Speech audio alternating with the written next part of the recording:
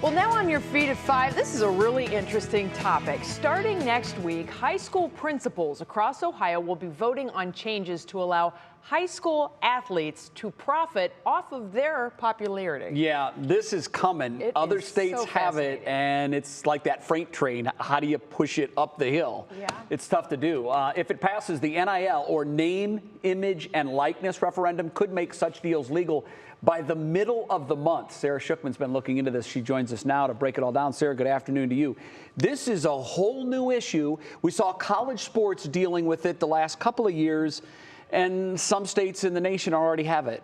That's right. I mean, we're less than a year into this in the state of Ohio for college athletes since the NCAA changes, and Ohio legislators changed the rules to allow players to be paid by third parties for these endorsement deals or autograph signings or personal appearances. And a lot of those, as you might imagine, are social media influencer type campaigns, a lot of new opportunities in this new world. So this would take it down to the high school level, where there's even more concern about protecting student athletes and the amateurism that is part of these sports.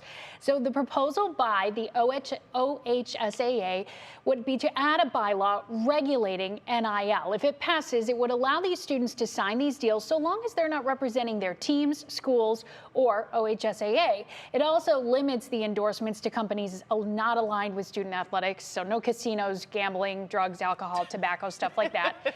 And they do clarify in an existing bylaw that students cannot accept money to participate in any team activity or competition, and they can't be advertising in those situations either. Okay, so it's not pay to play, That's right. so to speak. Okay, well, I imagine there are a lot of opinions on this. We sat down, and this is the first thing we started to talk about.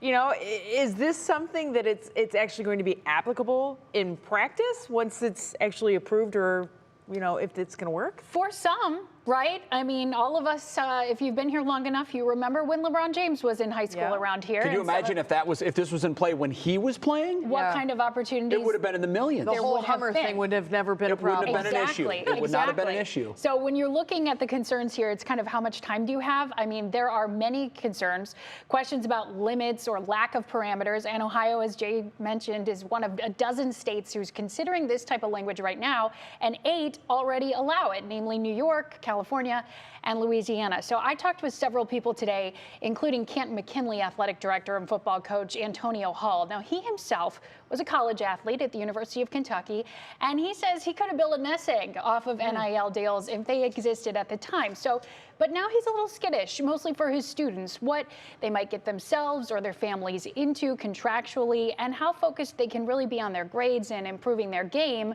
when there's income on the line. Yeah, I have the view as a parent and a former athlete, but as a coach, I am concerned with how it's going to affect this level in terms of how it could affect your locker room. I mean, if you have 1 or 2 people who are getting some pretty big NIL deals and notoriety, how does that affect the team chemistry? And everyone acknowledges this is likely to only be relevant or impact really a small handful of high school stars. So the 800-some member schools, their high school principals will vote between May 1st and May 16th. And if it passes, it does go into effect that same day, May 16th. Oh, wow. If it doesn't, this isn't over, because as you said, it's trying to push the freight train back. Yeah. I mean, it is likely there could be proposed changes if it comes up that you know, principals say, well, here's what we're uncomfortable with. They tried to base the way this is written around the state laws and also what the NCAA did, but there's still a lot of question marks out there. Betsy mentioned it. It's a new world. There's so much pressure on these kids different already, and the whole pressure was to get the college scholarships and get to college. And now it's going to change that dynamic again.